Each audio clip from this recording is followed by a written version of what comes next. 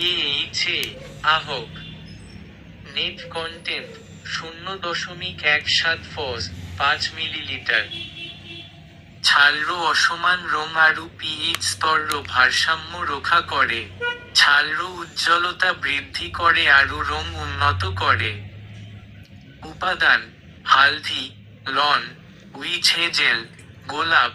জৈবিক ফলর acid vitamin C আৰু গোলাপ আৰু চন্দন কাঠর বিশুদ্ধ আশ্বকীয় তেলর নিষ্কাশন